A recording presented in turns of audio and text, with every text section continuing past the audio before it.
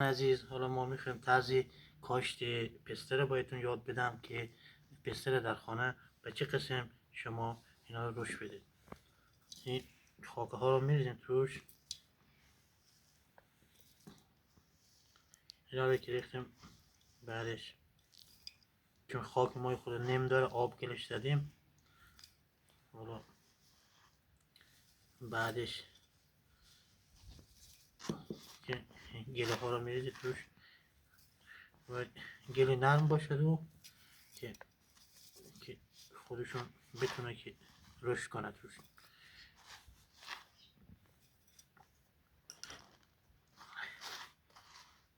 بله دوستان عزیز،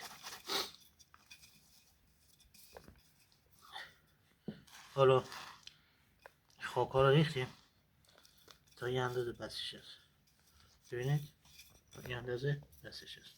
حالا ما یکی یا دوتا از این پسته ها بذاریم داخلش،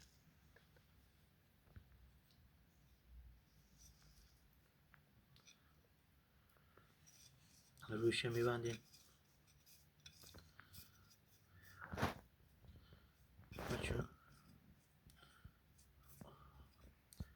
یکی دو رو دیگه باز آبش بدین که حالا خاکش نم داره تا توی این نم خودشه